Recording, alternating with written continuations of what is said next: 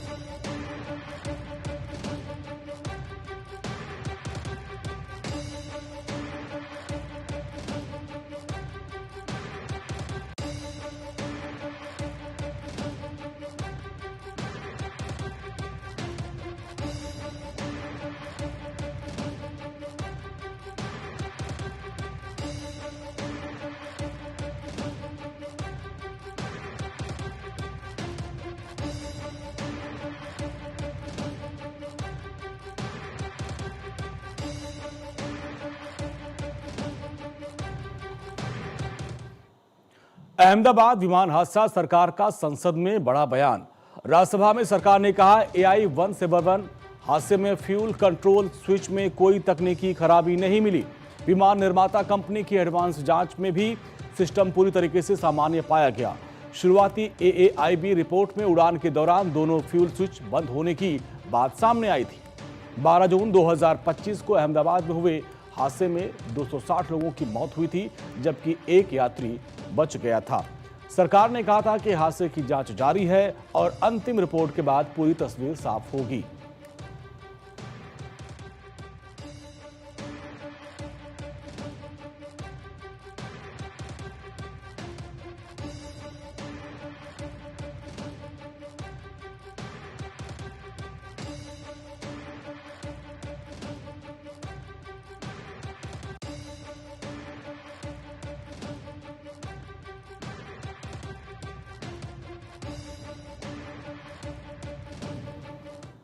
तीस जुलाई को लोकसभा राज्यसभा की कार्यवाही।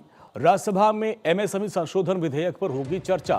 सूक्ष्म लघु और मध्यम उद्यम विभाग विधेयक, केंद्रीय मंत्री जीतन राम मांझी रखेंगे प्रस्ताव। साथ ही वो ये भी प्रस्ताव रखेंगे कि विधेयक को पारित किया जाए।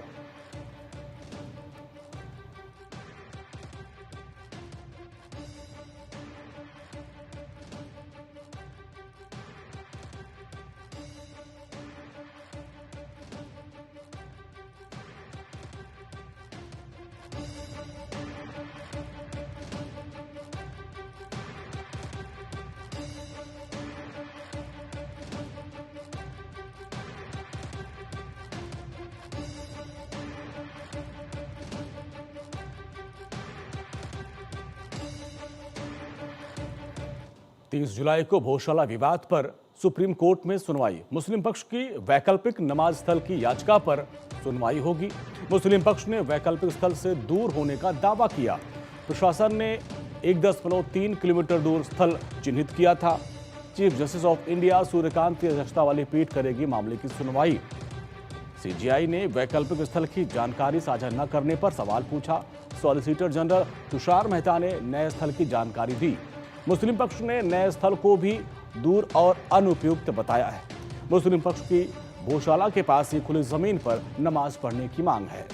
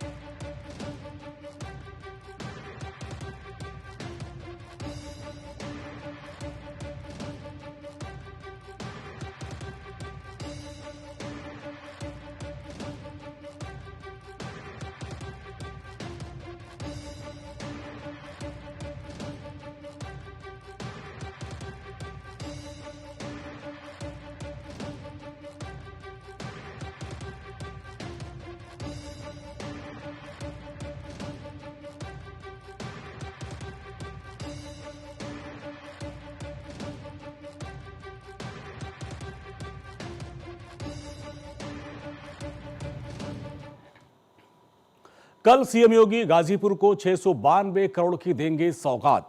मुख्यमंत्री योगी आदित्यनाथ 30 जुलाई को गाजीपुर के मोहम्मदाबाद में जनसभा को संबोधित करेंगे।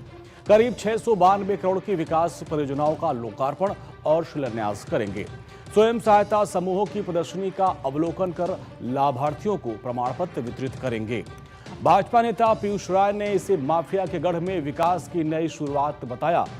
जनसभा में सरकार की विकास योजनाओं और जन कल्याणकारी कार्यक्रमों पर भी फोकस रहेगा। कार्यक्रम कृषि मंडी समिति परिसर में आयोजित किया जाएगा। प्रशासन ने तैयारियां पूरी कर ली। मुख्यमंत्री का दौरा पूर्वांचल में विकास कार्यों को गति देने की दिशा में अहम माना जा रहा है।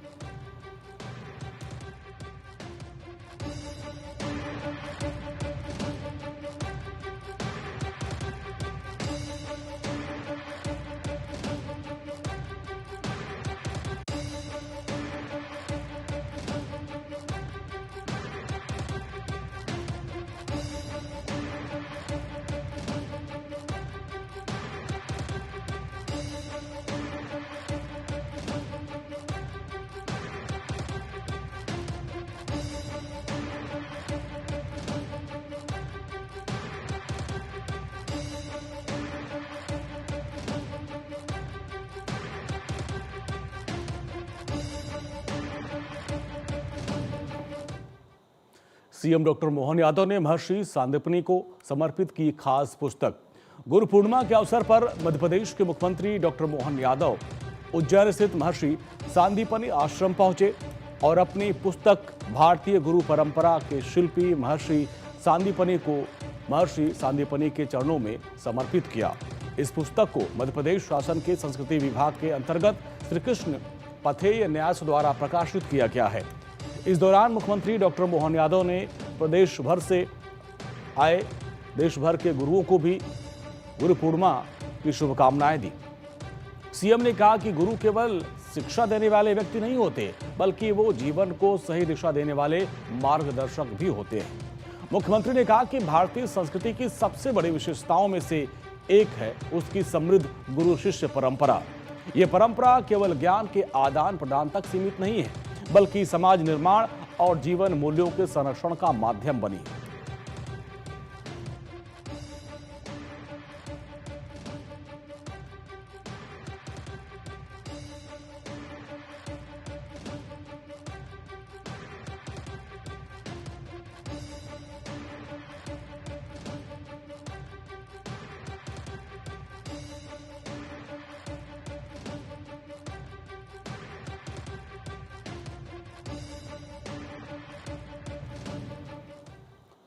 कल ड्रग्स फ्री मुंबई अभियान 2026 का आगाज।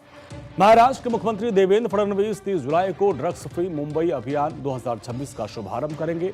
मुंबई के NSCRI डोम वर्ली में आयोजित कार्यक्रम में उप मुख्यमंत्री एकनाथ शिंदे और उप मुख्यमंत्री सुनेत्रा पवार भी शामिल होंगे। अभियान का उद्देश्य युवाओं को नशे के दुष्प्रभाव के प्रति जागरूक कर मुंबई को ड्रग्स मुक्त बनाना है। सरकार समाज की भागीदारी से नशे के खिलाफ जन आंदोलन खड़ा करने पर जोर देगी।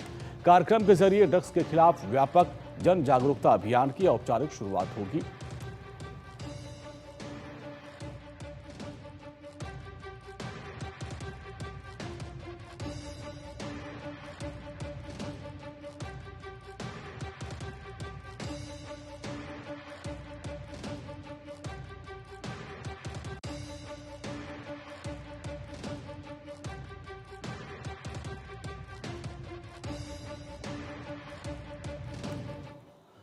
भारत में साइबर ठगी पर बड़ा एक्शन।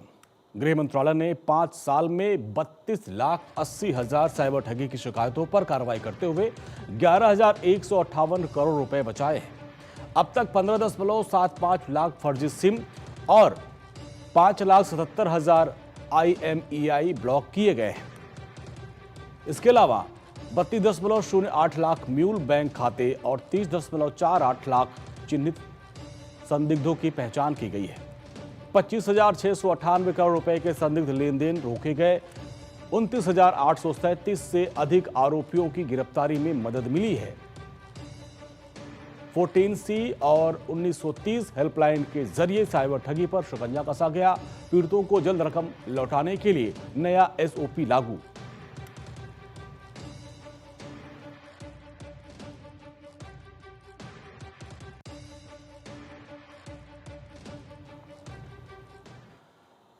टेलीग्राम के फाउंडर पावेल दुरोव वांटेड घोषित।